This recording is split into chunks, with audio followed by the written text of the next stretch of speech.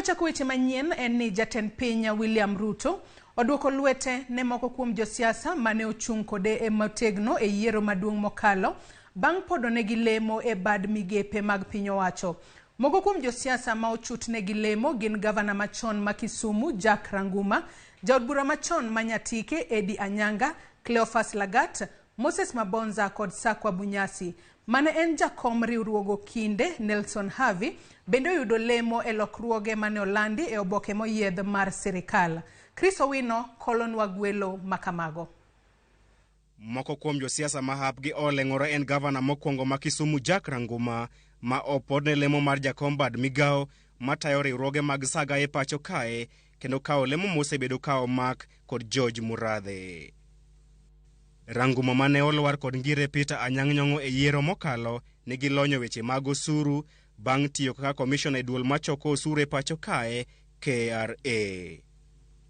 Jatend piny William Ruto bende oparo Edik Omondi Anyanga, achiel kuom josiasa makaluo mane ochung kode e yiero maduong' mokalo. Edik Omondi Anyanga, ma en jaod bura machon ma Nyatike, dhi telo ne bad migao mochung' ne gayo midhiero mag teko nuclear ma bende ong'ere kaka Nuclear Regulatory Authority.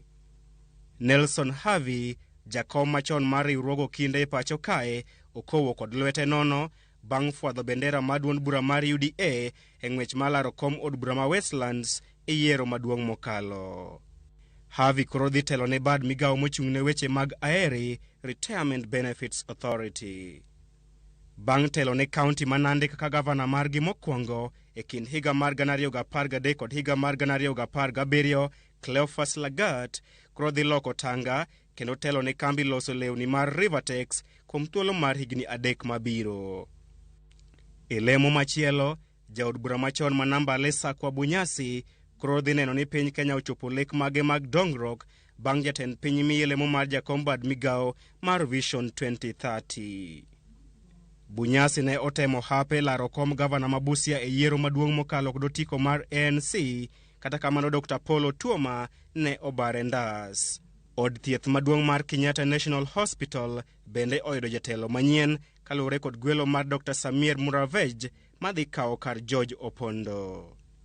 E komachielo, Moses Mabonga mane olaro kom senete kaunti ma Bungoma e yiero madundo mokalo kod otiko mar duond bura mar UDA bende ochutne lemo mar jakom bad migao matayo weche mag okumba. Bad migao mochung' ne nyieo kod keyo yedhe pacho kae KEMSA idhi telne kod Daniel Rono kuom thuolo mar higni 3 mabiro. Daniel Rono ma en jaod bura machon ma Keyo South dhi kao lemo makamano bang' jatend piny Dr. William Ruto wito oko lemo mar Chao Mwadime.